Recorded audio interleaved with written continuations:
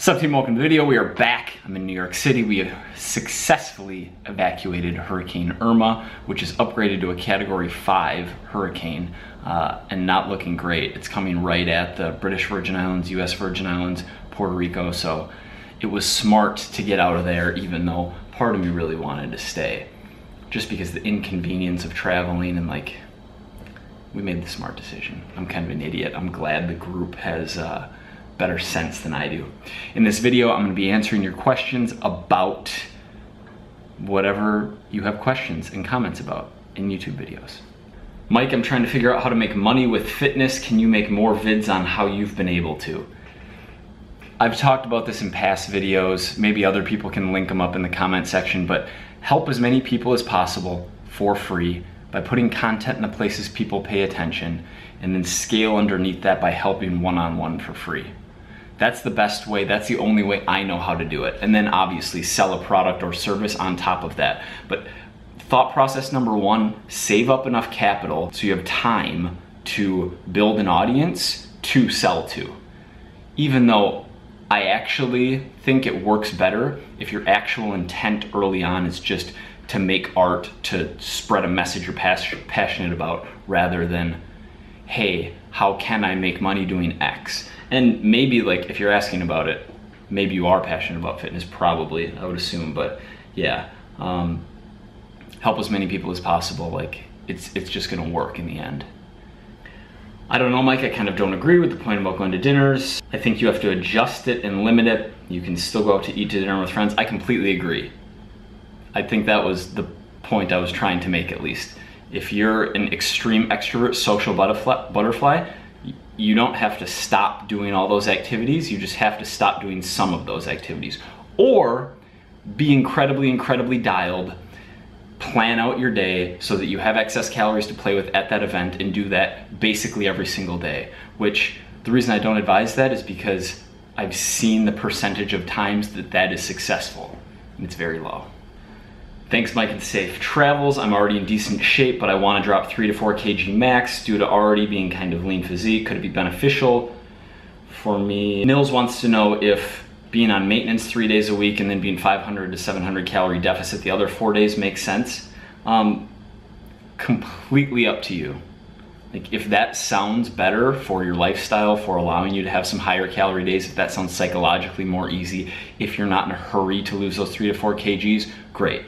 If you'd rather be, if you want to lose a ½ pound a week or you want to lose a pound a week, either way, you can do so losing almost zero lean mass. I don't see much, if any, physiological merit to that strategy. I can see some psychological merit. Do you recommend cooking spray with olive oil or base PAM? Either's fine. Cooking spray leads to such a small amount of dietary fat that whatever you want to use is fine with me. If I had my personal preference every single time, I'd use cooking spray with olive oil. You're with 3 PokerStars pros and can't get verified to play? So it makes sense. Poker sites have a verification process. It involves having a utility bill or some form of proof that you live where you say you live. Hanging out with Team Online pros isn't gonna let me skirt security. Might get Perky to give you a similar bet where you have to get to 30% body fat. We wanna see obese Vacanti. That's just not, there's no upside in that bet for someone else, right? Who's gonna pay someone to get fat? Where's the enjoyment on their side of it? And for me, it's being in a position where I'm not strapped for cash and I take pride in my physique, and I just don't want to feel like that.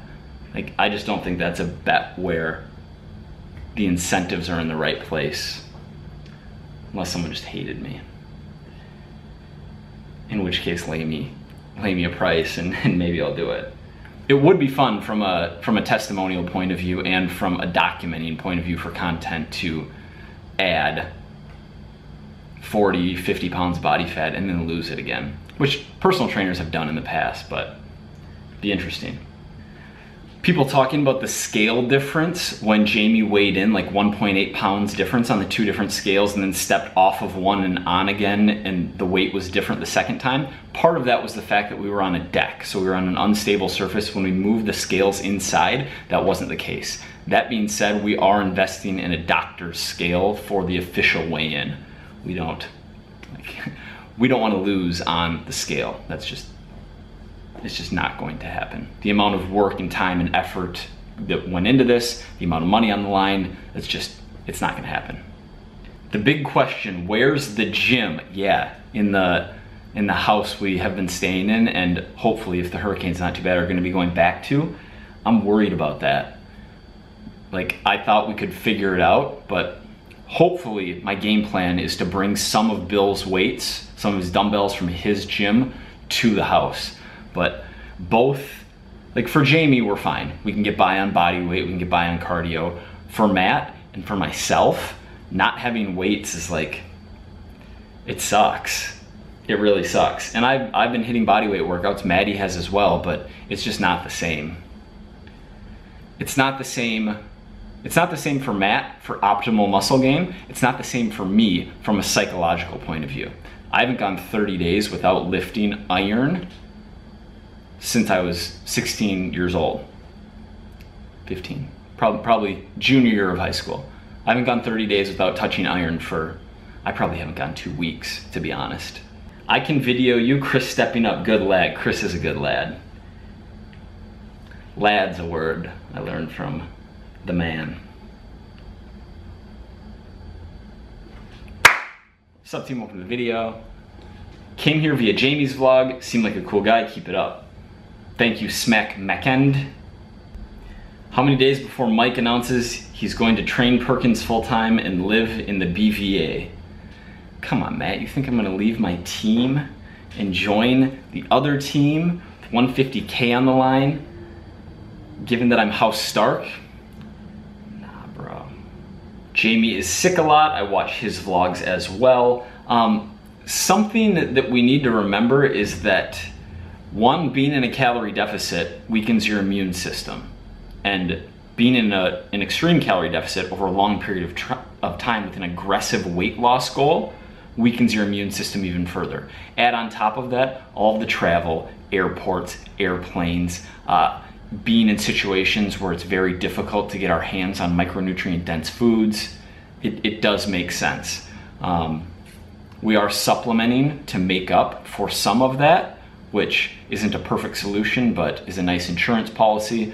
But we're doing our best to keep the man in good health overall. Is that water in your post-workout shake? Yes. Bro, Kanai, you see your arms do not straighten out. You need to start releasing your elbow joint. Bro, tricep extension is something I do every single day of my life. Hi Mike, thoughts on whey protein for satiety in a cutting phase? Protein in general is great for satiety while in a calorie deficit. Liquid protein is going to be less satisfying and keep you less full than whole food protein sources. Hey Mike, any progress on the updated app? Yes, I got an email from my developer today. We are very, very close. I want to say by the end of the week, but I can't be 1000% sure of that. Mike's Macros, my nutrition tracking app, free iPhone and Android. The update that we're doing has a comprehensive, like we're talking Chipotle, we're talking fast food, we're talking every food you can imagine, food database going in it as of this next update very soon. Just wondering, because you work out so often, are you always kind of sore? I don't work out that often. I train 3 to 4 days a week. I'm sore when I change the types of exercises I do. I'm sore when I change the total volume I'm doing. I'm sore if I do a super high volume workout. I'm sore if I don't get enough sleep. But in general, no, I don't experience a ton of delayed onset muscle soreness. I can't find the question that I wanted to make the title of this video that I wanted to talk to you guys about, so I'm just gonna rephrase it, which was, why do I take supplements, and basically why not just eat more nutritious foods? Which is a good question. It has, like, the most relevant factor is my lifestyle. Spending time traveling and spending time in a lot of foreign countries, and some countries where you don't speak the language, it's not impossible, but it's very difficult and very time consuming, and sometimes impossible depending on the time of day. Like, different cultures operate on different hours.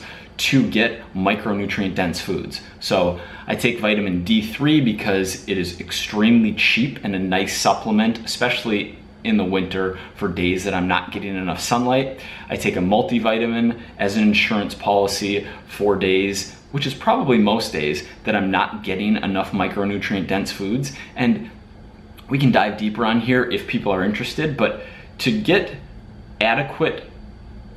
all of your adequate micronutrients across the board, you actually have to eat a very wide variety of foods at a decent quantity consistently over time, which I'm almost certain I don't do. Protein powder is just purely convenience. I don't need to eat it, but it makes sense. It saves me time. It's cost effective. What else do I take? Creatine inconsistently helps with strength. Pre-workout, caffeine, beta-alanine, L-theanine for the mental gains. Those are the ingredients in the pre-workout, some of them. Yeah. Oh, and vitamin C, I only take vitamin C when I'm either sick or feel like I'm getting sick. I don't regularly supplement a high dose of vitamin C. Thank you very much for watching the video. Please hit the like button if you enjoyed it. I will see you at 3 p.m. Eastern Time tomorrow.